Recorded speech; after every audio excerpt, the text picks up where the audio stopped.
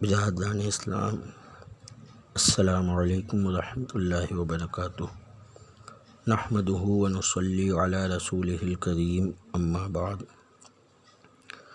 تمام برادران اسلام کو 102واں عرس اعلیٰ حضرت بہت بہت مبارک ہو۔ امام احمد رضا خان فاضل بریلوی رضی اللہ تعالیٰ عنہ کے تعلق سے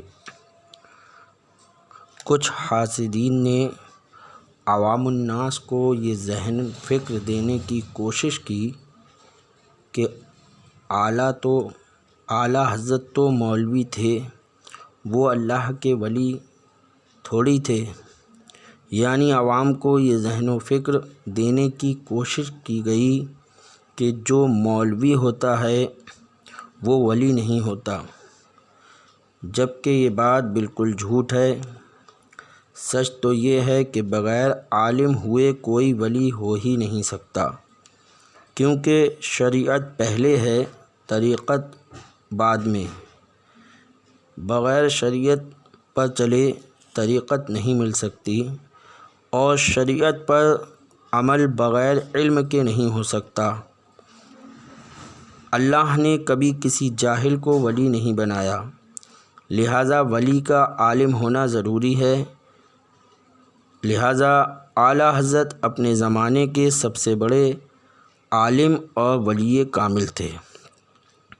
اور ایک بات حاسدین نے یعنی وہابیوں نے یہ بھی پھیلائی کہ سنی لوگ غوث پاک کو تو حضرت کہتے ہیں، غریب نواز کو تو حضرت کہتے ہیں، اور امام احمد رضا خان کو اعلیٰ حضرت کہتے ہیں۔ لہٰذا انہوں نے اعلیٰ حضرت کو غریب نواز اور غوث پاک سے بڑھا دیا ہے، یہ حاسدوں کا کہنا ہے۔ یہ بات بھی ان کی باطل ہے۔ اس کے ہمارے پاس دو جواب ہیں، ایک الزامی اور وہ یہ ہے کہ لوگ خواجہ صاحب کو غریب نواز کہتے ہیں اور حضرت ابوبکر صدیق رضی اللہ تعالیٰ عنہ کو نہیں کہتے، حضرت عمر، حضرت عثمان، حضرت علی کو نہیں کہتے، غوث پاک کو نہیں کہتے۔ کیا یہ حضرات غریب نواز نہیں ہیں؟ تو کیا خواجہ صاحب کو ان سے بڑھا دیا گیا؟ ایسا ہرگز نہیں ہے، بلکہ یہ تمام حضرات بھی غریب نواز ہیں، لیکن خواجہ صاحب اس لقب سے مشہور ہو گئے، اس لیے جب بھی غریب نواز بولا جاتا ہے تو ذہن خواجہ صاحب کی طرف جاتا ہے۔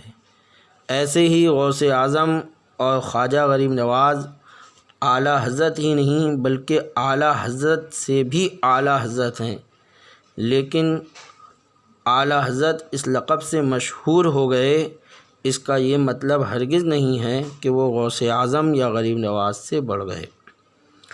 اور دوسرا جواب یہ ہے کہ اعلیٰ حضرت کو اعلیٰ حضرت ان کے زمانے کے اعتبار سے کہا گیا،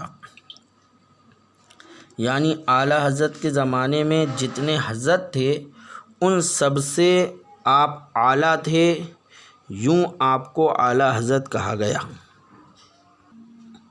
جیسا کہ قرآن عظیم میں ہے، اعوذ باللہ من الشیطان الرجیم، بسم اللہ الرحمن الرحیم، یا بنی اسرائیل اذکروا نعمتی التی انعمت علیکم وانی فضلتکم علی العالمین۔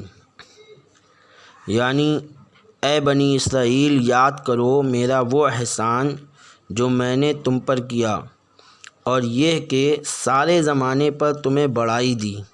مفسرین اکرام فرماتے ہیں اس زمانے کے سب لوگوں پر بڑائی دی، کیونکہ سب سے افضل امت تو امت محمدی صلی اللہ علیہ وسلم ہے۔